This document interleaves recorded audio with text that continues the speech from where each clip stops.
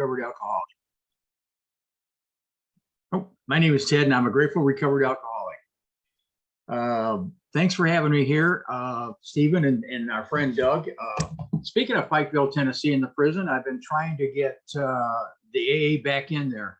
And it reminded me in 1983, I was a GSR for my home group and I was doing jail meetings. 2023, when I moved down here, I was a GSR for my home group and I was doing jail meetings. I've come a long ways, huh? Anyhow, I don't know what we're going to talk about here. I used to drink a lot. You might gather that. I used to drink a lot. I remember when I was in high school, even, I quit drinking for a while and I wasn't even in trouble. How many high school kids quit drinking? Something said that alcohol is getting in your way. Now, it didn't last for long, but at least temporarily, for a little bit, I quit drinking. I grew up in a home that there wasn't a lot of drinking around the house. Dad and mom occasionally had the aunts and uncles, and they'd play cards and they'd get a case of beer for 6 people. That's how I used to drink when I wasn't drinking, right? And but we grew up in a nice home out in the country, and my folks went through the Depression, so we grew up. I thought we were poor. We had a big garden, and my mother made some of our clothes, and my dad cut our hair, and I thought we were poor folks. We used to sell those big tomatoes out by the road for $1.25 a bushel, you know, if anybody remembers that. And so anyhow, I grew up in a good, solid home, and with a good work ethic and honesty, and a certain amount of discipline, of course. And I grew up in a good environment, you know, and I can't blame my home. I can't blame my upbringing for my behavior later on. I started drinking at the normal age, around 16 was a normal age. I hear people say they started drinking when they were 7, and then people started drinking when they were 5, and another guy was shooting up in the womb. Well, I was a late starter. You know, in 1964, 16 years old was about the normal time you started drinking. And I liked it right off the bat. I remember going into a blackout at a drive-in restaurant and hassling some guy about his 57 Chevy. And I remember it, somebody telling me about it, but I had no recollection. So I think I went into blackouts right away at an early age. Well, I got married in the 60s. You know what we did in the 60s? We got out of school, and then we got a girlfriend, and we got our girlfriend pregnant, and then we married her, and then we ran around like we were single, and then we got divorced. And then we had good reason to drink, right? Well, that's what happened. That's what I did. And I remember working on my house.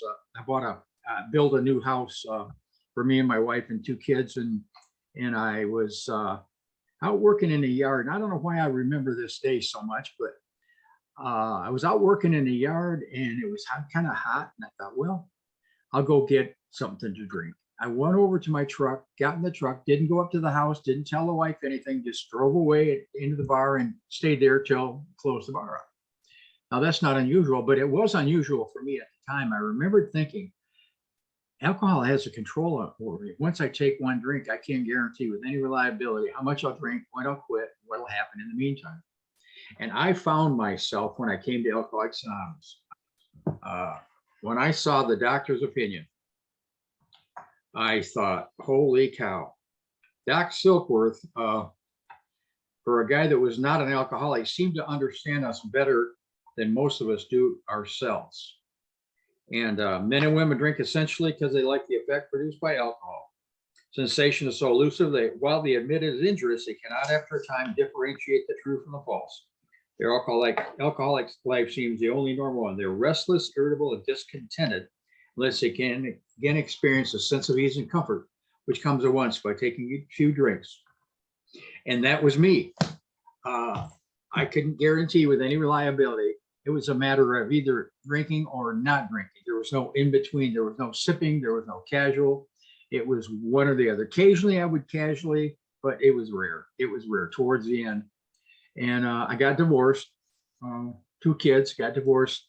I lost the house, got fired from General Motors. I had a skilled trades job at General Motors. And that's hard to do, to get fired from General Motors, I tell you.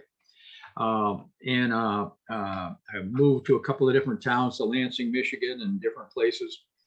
And alcohol was always a problem. I remember calling one time, I thought, remember when we first had computers and we had pop-ups? We have blockers now, but I just before computers, but every once in a while a pop-up would go off in my brain and say, you got a problem with this. You better talk to somebody. So I remember I went to my doctor, great doctor, wonderful doctor, Dr. Nitz in Flint. He recommended the Royal Canadian Air Force exercise manuals. That was going to be my answer. That was the answer to your health problems, your sex problems, your relationship, your work, everything. And that didn't help me. And I went to a fellow that I subcontracted with in some tooling work. And he recommended I only drink after 6 o'clock. That would take care of my problem. That didn't work either. And I had been going to this church. By then, my 2 kids had come to live with me, and they were 8 and 10 when they came to live with me, and they stayed for 10 years. And the first 5 years was the end of my drinking, and the second 5 years was the first part of my sobriety. So they got to see a lot. They got to see a lot about alcoholism. But anyhow, I was at this church, and there was a minister, Reverend Pastor Carl Unger. I'm not too sure where I'm at with Christianity today, but at the time, that church had 3 things that attracted me. They had kids for the kids to play with. They had food, and they had women. But they also had Pastor Carl Unger. There was something drew me. I'm not talking about religion. I'm talking spiritually. I was drawn to this guy. He was an older man. He'd jump up and down on the in front of the church and just get all excited, and it drew me. And I was in a bar. I was supposed to take my kids somewheres and got distracted, started drinking, knew I wouldn't be able to stop. And I called him up and I asked him, Carl, from a payphone in the back hallway of a bar, I said, Carl, will you pray for me? I can't stop drinking. And he did over the phone. And I remember at the time thinking I was kind of an atheist agnostic at the time. But I'm asking somebody to pray for me. And he did. And I went to see him the next day, and I told him my story. I think Carl understood people like me. He listened to my story, and he said, I'm going to make 3 recommendations. One, he recommended I join his church. That's his job, right? He recommended his religion, here again. But then he said, but more important than that right now, I'd like to see you go to AA. And he didn't say AA was more important than his church or his religion, but he thought that it was more important for me right now that I go there. And I think Carl understood that people like me needed sort of spiritual baby food, if you will, palatable, digestible spirituality. And he knew that about AA. I never did any research and found out how he knew this, but anyhow, he sent a guy out to talk to me, and I didn't go right then, but a few months later, I was in the Genesee County Jail. Lovely place. I was there for, I'm not sure what. And, but anyhow, I'd kind of had been thinking about this. I've been thinking about this drinking thing, and of course, other substances were involved too. And I just couldn't do it anymore. I was a single dad by then. My kids had come to live with me, and I just couldn't do it. I was going to come up with a plan. I was going to pack my stuff. I was going to let my kids go back to their mother, let the house go back to the bank. I'm going to pack my stuff in my truck. I'm going to drink, I'm going to drive, and I'm going to die. And that was the best plan I could come up with. And it made sense to me at the time. It's sort of like suicide on the installment plan, or a coward's form of suicide, if you will. But anyhow, right about the time I'd made my mind up to do that, I kind of dozed off a little bit, and I heard Carl's voice saying, thank you, Lord. Thank you, Lord. Thank you, Lord. And it came to me in the jail. And I said, oh, I got to stop that. And I said, no, let me let that play. That sounded good to me. Thank you. And I woke up the next morning. I had slept for the first time in 3 days. My nerves were settled for the first time in 3 days. And I said, I'm not ready to say the G word now, mind you. But I said, whoever, whatever you are, because I knew there was a power there. whoever, whatever you are, I'm your boy. I'll never drink that stuff again. Wherever you lead me, that's where I'll go. Well, a few months before that, I had, when I was asking people for solution, one fella told me about AA and he gave me a meeting card list and he showed me where the club was. So I went down there. The meeting room was upstairs and the club, there was no meeting going on. So I went downstairs to the clubhouse and I looked around and it was just a dump. It was a dump. It was just a dump. The people were a mess. It was stupid, boring, and glum, right? I figured, well, I gave AA a shot. So I got up and I left. But anyhow, I'm back to this day when I was in the jail and they came around to let prisoners. Everybody knows the sound of jail cell doors when it closed, that slam, bang, you know. Well, those of us that have been there know there's a very distinct sound when a jail cell door opens. There's a key, and everybody turns, hallelujah, somebody's going, and they called my name. And they gave me back whatever money I had, and my truck was impounded. So what are you going to do? You've just sworn off alcohol, turn your will and your life over to this unknown spiritual power, which you're not ready to even mention. And you've sworn off the drugs, the alcohol, and turn your life over to this unknown power, and they let you out of jail. And what are you going to do? And you got no money. You're going to walk over to Crazy John's, borrow some money, and get drunk, right? On the way over to CJ's house, it was kind of on the way and kind of out of the way. I looked up and there was that stupid club with a stupid coffee cup on the stupid sign out front. And all I can say is my feet went in and I was attached. That's all. I went downstairs. I had enough for a cup of coffee and somebody bought me some more. And I'm talking to these people and I look around. I thought, wow, they must have remodeled this place. It looks pretty nice. And these people, they must have had plastic surgery and personality transplants. These guys must have. These are different. I received the gift of desperation that day. Yes, and somebody gave me a ride home and they said, "You want to go to a meeting?" And I didn't know what a meeting was, but I said, "Sure." They picked me up and I went to a meeting. Oh, that night I walked in the front room of the Arid Club in Flint, Michigan. Oh my God. The only way I can describe it, the way I feel is I was cold and I was lonely and I was afraid. And these people held me in their eyes and their arms and their hearts. And I knew there was a power in that room. I wasn't ready to say the G word yet, but there was a power in that room that I wanted in my life. They knew me too. Did you ever meet someone that just gets you, you know? We're coming back from South Dakota one time a few years ago, and I'm driving my truck. My wife's up front. My granddaughter's in the back. She's a teenager, 14, 15, and the dog's back there. And the grandma and her are going back and forth. You're wearing your top too low and the boys and all this stuff, you know, grandma, right, grandma's up.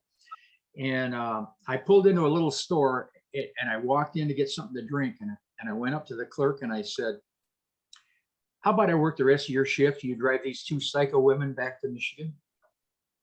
She went over, looked out the window. You know, most people would have said, "What are you talking about?"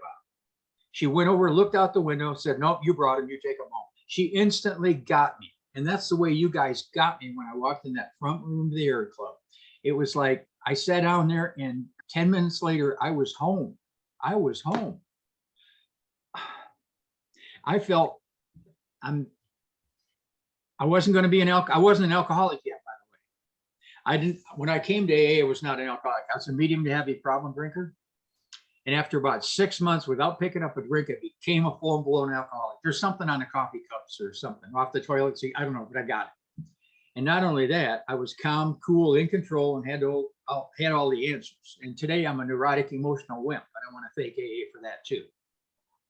I'll cry in front of 1,000 people. I'll just, you know, I tell you, I'm a mess. And I love that. I love that. I love the new me. I'm beginning to love anyhow. So, every once in a while, things come along that get me. And here's one that just got me. I was reading the Grapevine book about emotional sobriety. And in there's a story. And one little line jumped up and it grabbed me. And it was this. It was if alcohol won't bring you to your knees, sobriety will. Whoa, I'm working on it. You know, I'm still working on some of the things my sponsor used to say. I remember I wanted to be an atheist, and he said I wasn't smart enough. I don't know what he meant by that, but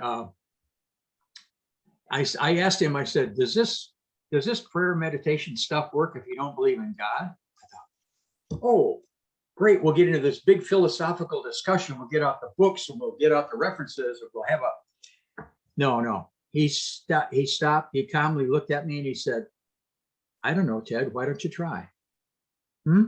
Huh? Where do they get this stuff anyhow? For myself, I try to seek out the truest definition of humility that I can. This will not be the perfect definition, because I shall always be imperfect.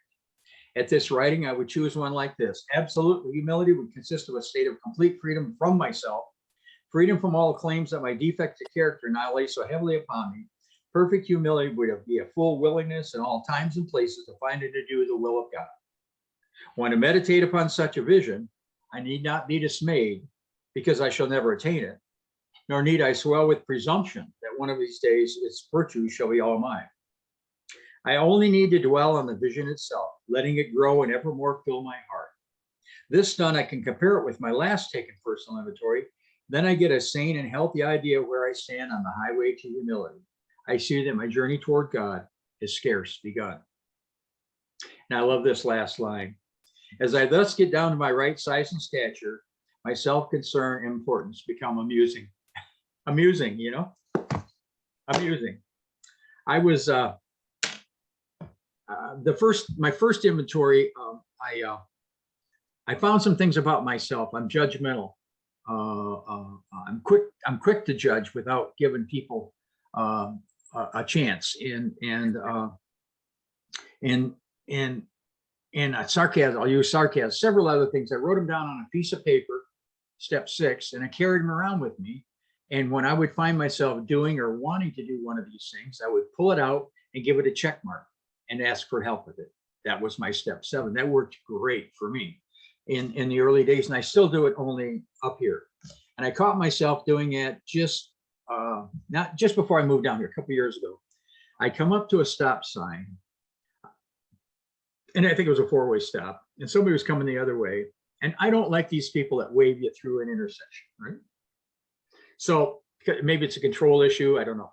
But I got up there, and this lady got there first, and she was turning right. I got there after her, and I was turning left. So obviously it was her turn. Well, she waves me through the intersection.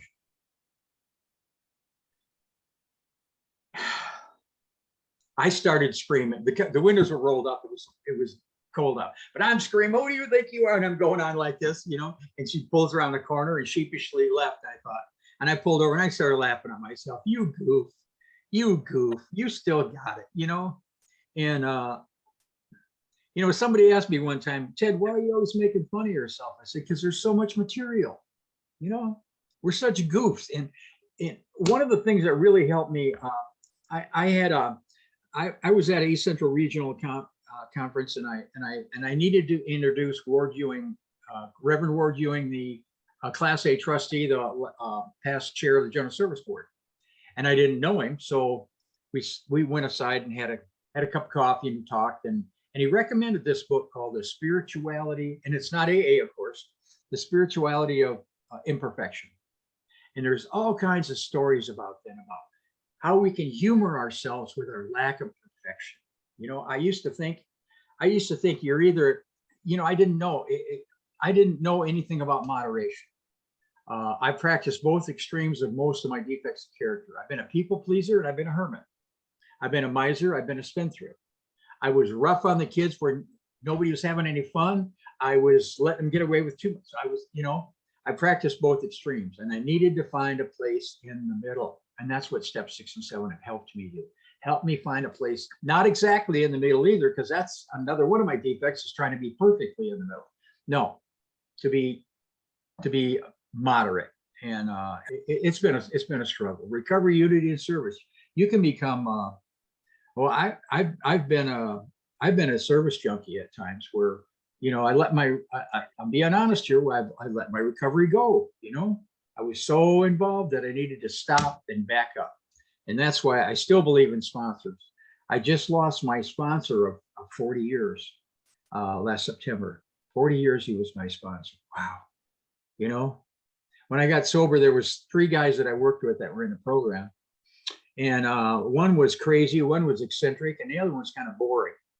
Well, it seemed like boring. And I had been sober.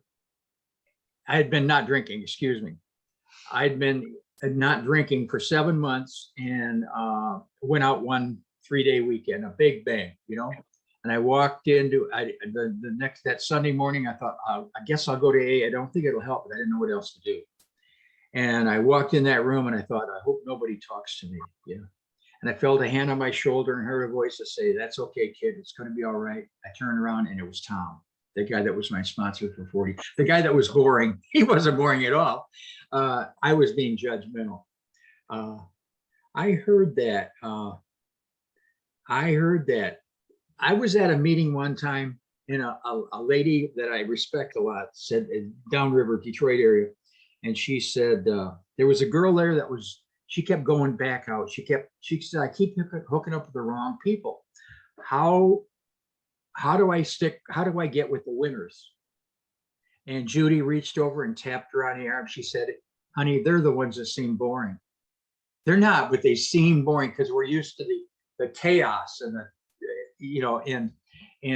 these people with this peace and serenity at first seemed boring, but now I realize it's not. It's exciting. I'm excited to sit around, drink a cup of coffee, and have a few laughs with some people, or go to a conference or, the first few years I was a conference junkie. We went to state conventions. We went to Founders Day. We went to Jacksonville Roundup in West Virginia. We went to all kinds of things. And I loved it. I still love it. I still love Founders Day and all that stuff. But I save places. I have places stored in my head. Sometimes you can't get away, and sometimes life is. I was a realtor, so sometimes there's confusion. There's attorneys and all kinds of stuff going on, and technicalities. And when I wasn't an attorney, I was working as a skilled trades in the factory. So either way, I always had these technical, complicated things going on around me, and every once in a while, I needed to get away. Sometimes I go to places.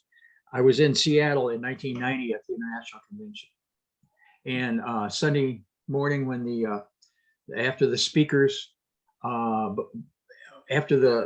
came back from the Soviet countries, and a lady came out and she said, "My name's Dieter. I'm an alcoholic," and she sang "Amazing Grace" with such grace and power. There was grown adults standing there with tears running down. I was standing there with tears running down my face. Every once in a while, maybe if you're giving me a bad time, or I think you're giving me a bad time, or I'll say, "Just a minute, I'll be right back." I just close my eyes and I'll go there. Yeah. And I've got another place down on Marathon Key, laying on the beach, listening to the birds, hearing the waves coming in and out. I'll go there sometimes. I have other places that I can go in my mind. Thought through prayer and meditation to improve my conscious contact. I just started a new thing called Shoshin from beginner's mind from Zen Buddhism. I need to remember that I am a beginner. My last drink, my sobriety date's January 15th, 1983. But I got the biggest compliment a couple of weeks ago. A guy came up to me and he said, "I just found out how long you've been sober." I said, "Yeah." He says, I didn't know you'd been sober I didn't think you'd been sober that long." I said, "Well, thank you." Because the inventory and restitution process got me down off my pedestal and out from underneath my rock in eye level with the rest of God's kids. It's real tempting to get it back up there on that pit. Real tempting to get up, or to get it back underneath that rock. Both places are very tempting. But I need to stay at eye level with the rest of God's kids. You are the people. You are me. I am you. I'm working with a guy that was sober. I sponsored him 30 years ago. And during COVID, he started binging, and he's come back and he's honest. And I think, what an honor I get to work with this guy, what an honor. These new people, I love new people. I still love this. I love the Zoom too. We started one in, let's see, I sent in the first, had the meeting in April of 2020, and it's still going today. It's still going today. And there's some people on there that have maybe hardly ever been to an in-person meeting because of accessibility issues or whatever, and it's very, very successful. I see we come to the Zoom and we laugh and we cry and we enjoy each other and we fellowship and we do everything you do at the, I like in-person meetings too. Oh, speaking of the Reverend Ward Ewing, when I met him, we hit it off. We just connected. He's that kind of guy you can connect with, and I had to introduce him, and I wanted to keep it real simple. So this guy's a Lutheran minister and all these accolades, and I said, well, we had coffee, and I want you to know this is the guy I'd like to live next door to. That was my introduction. And now I do. He lives down by 10 Mile, about 30 miles away from me. We've had lunch a couple of times, and he goes to open meetings sometimes. And we're just people that normally would not mix. I got people in my life that, I moved down to Tennessee here. I did a little inventory because you'd think I would have a little more problem. All my friends were up there, and I sold my motorcycle and I sold my hot rod and came down here and got a little farm, and now I'm feeding goats and horses, and and I've just adjusted so well. What's the matter with me? And it's Alcoholics Anonymous. That's the neutral. You guys have been there. I got out of a meeting at the Fourth Dimension up in Crossville. A guy stepped out of the truck next to me. They had on an ASA hat, and my younger brother was in Army security. And we struck it off. I got Al that lives over the, he's got the farm. I got Don, little guy that lives up. We don't live real close because nobody lives close to me. I'm on Wheeler Mountain. And Pikeville is just my mailing address. It's about 20 miles away and 1,000 feet down. And the only town that I'm halfway between there and Spencer's about another 20 miles and about another 1,000 feet down. So I'm on Wheeler Mountain, Tennessee, and I love it here. I just love it. I love the AA. People say, do you like AA better here? I go, no, I like AA different here. Because we have to learn, what's the important thing is that they told me it was a guy that was an atheist, Bob Snufsky. I'll say his name because he's at the big meeting. I don't know if James knew him, but he was a devout atheist. And he's the one that after a third step meeting, we were talking about this third step. He took me to the library. He said, I want to show you some books. And he showed me some books on committing to a higher power to hello. Oh, anyhow, he showed me some books about God, and he said, this stuff doesn't work for me, but maybe it will for you. That's pretty spiritual. That's the kind of guy he was. He was concerned about my welfare. And he told me something to remember. And I never want to forget this.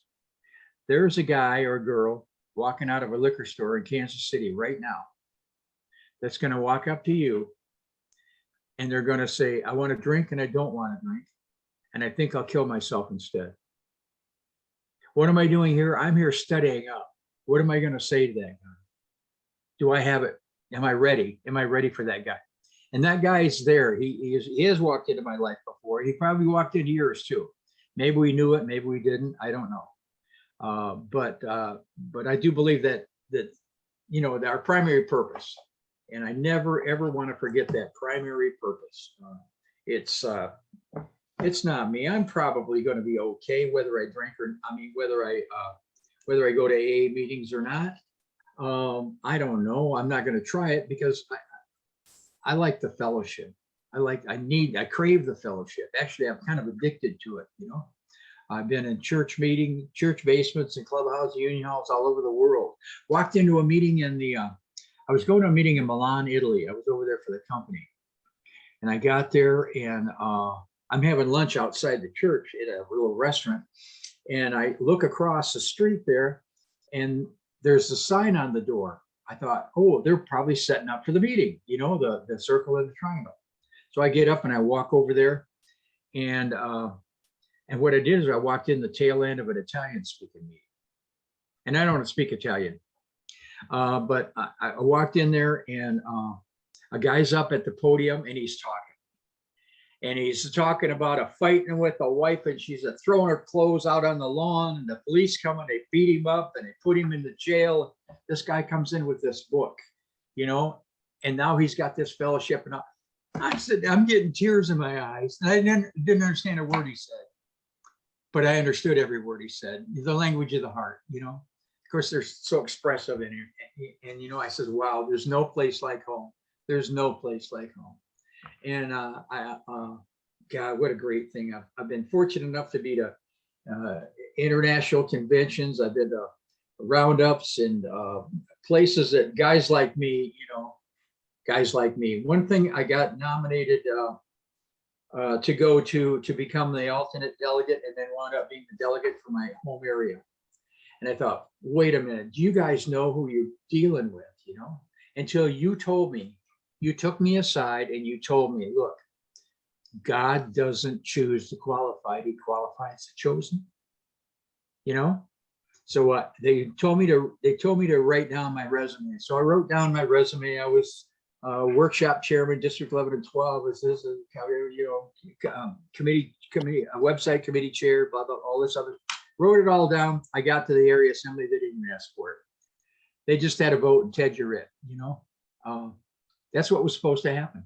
It was supposed to happen. I love Alcoholics Anonymous. I love you. I love you. And I love Zoom. I love in-person meetings. Hopefully there's some new people here too. You know, you don't have to drink today. You don't have to drink today.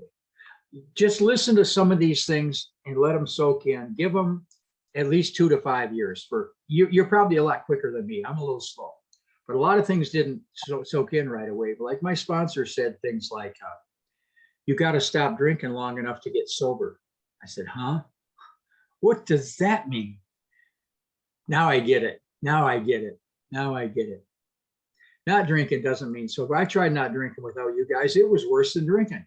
It was awful because it was like the old saying, I got the monkey off my back, but the circus is still in town, you know? The 27 drunken monkeys are still swinging away around there. And even today, they're still there. I just tell them to shut up and go lay down. I got stuff to do. And at first I thought when I quit drinking, I thought, what am I going to do with all this time? You know, because it takes a lot of time to drink, you know? And now I tell you what, my life is busier than a clown car on the way to an oversized shoe convention. I tell you, if I was going to drink today, I'd have to hire somebody to do it. Like, here's a credit card, here's a bail bonds number, because I just can't work it in. And I love that about Alcoholics Anonymous.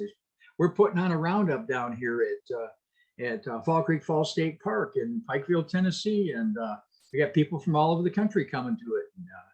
And it's who knows where it's going to go, you know. And I've been involved in things that, wow, a guy like me, you know, a guy like me. When I came home from New York, I gave my first delegate report. I said, I met such a fine bunch of people. When I came home, I had a higher opinion of myself just knowing that people like that would hang around with a guy like me, you know? And I feel that way whenever I go to a meeting out of town too. Wow, these guys, they get me. They get me, you know? They don't say, I don't get it. They say, yeah. Well, let's see. I'd like to read one thing here, if I may. I was on the archives and the finance committee. Can you imagine they put me on a finance committee? Huh, that's okay. That's okay. I was also on the archives committee. We approved this book called Our Great Responsibility, and it's a book of Bill Wilson's conference talks. And this is from the 1960 General Service Conference. And transformation. It was called an AA in an Era of Change. A doctor came into the office the other day from a foreign land where AA is flourishing and is doing darn well by any estimate. He said that he referred a great many people to AA, but that the turnover seemed to him unnecessarily large. He had repeatedly discovered that people would say, yeah, I went over to the AA. I went to X number of meetings and it didn't work for me. Well, said the doctor, of course, the fella didn't really try hard enough, but it seems to me there were other things needed. Somehow this fella didn't make friends over there. Now, he wasn't a psychopath. Maybe this is partly because nobody went out of their way to make friends with him.